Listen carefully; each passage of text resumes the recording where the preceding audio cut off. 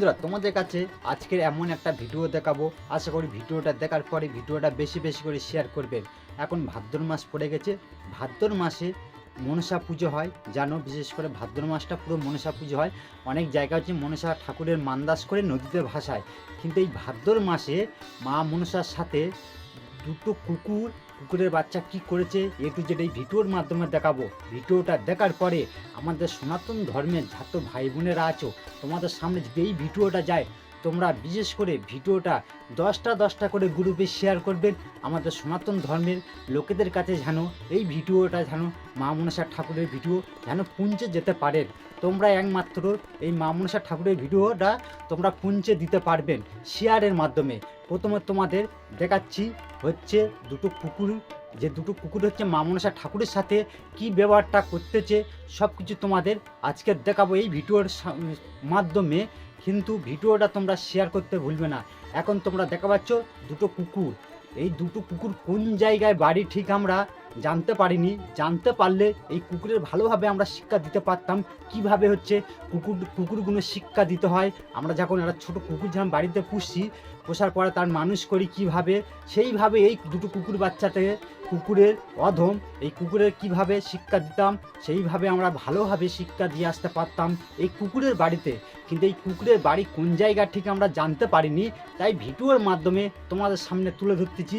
তোমরা এখন দেখা পাচ্ছ তো, এই সাইডে হচ্ছে এই কুকুরের ভিডিওটা চলতেছে। দেখো মা মনসা ঠাকুরের সাথে কি ব্যবহার করতেছে, আমাদের সনাতন ধর্মটা কিভাবে এইসব কুকুরেরা ছোট করতেছে। দিনের পর ঠাকুরের সাথে ঠাকুর ভাঙচুর করতেছে, মন্দির ভাঙচুর করতেছে কিভাবে।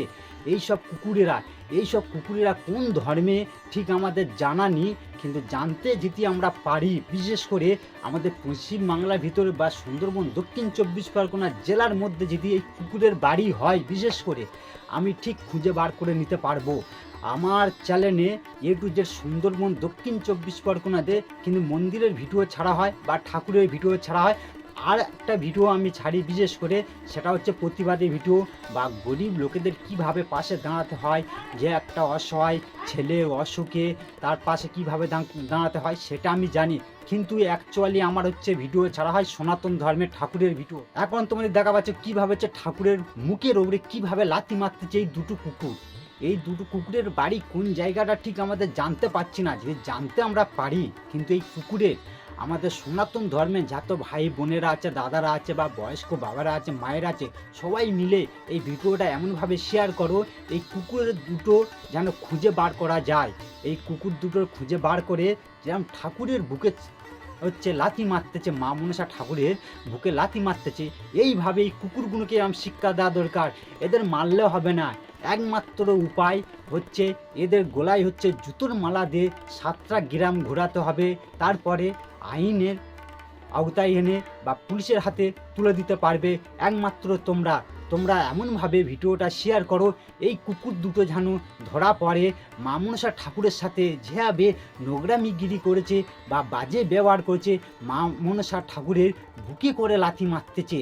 কেমন কুকুর এরা হচ্ছে অ্যাকচুয়ালি মানুষ বলা যায় না, এরা কুকুরের জাতে পড়ে। এইসব কুকুরেরা সব কিছু বুঝতে পারতেছ। আস্তে আস্তে আমাদের সনাতন ধর্মটা কিভাবে ছোট করতেছে। এই ভাদ্র মাসে মা মনসা ঠাকুরের আমাদের সনাতন ধর্মের লোকেরা পুজো করে, কিন্তু এই জিয়াতিরা এইভাবে হচ্ছে আমাদের ঠাকুর ঘরগুলো ভাঙচুর করতেছে। মা মনসা ঠাকুরের লাথি মেরে কিভাবে সোশ্যাল মিডিয়ায় আপলোড করেছে ভিডিওটা তোমরা এ টু জেড সব কিছু দেখতে পেরেছো। তা বন্ধুরা, ভিডিওটা আর বেশি বড় করতে না, ভালো লাগলে ভিডিওটা তোমার বন্ধুদের কাছে শেয়ার করবেন, 10টা করে গ্রুপে শেয়ার করবেন। ভালো থাকবেন, সুস্থ থাকবেন। এখানে ভিডিওটা আমরা শেষ করতেছি। সুমিত্র বাংলা টিভি ইউটিউব চ্যানেলের পাশে থাকবেন বা সুমিত্র বাংলা টিভি ফেসবুক পেজে পাশে থাকবেন। তা ভালো থাকবেন, সুস্থ থাকবেন।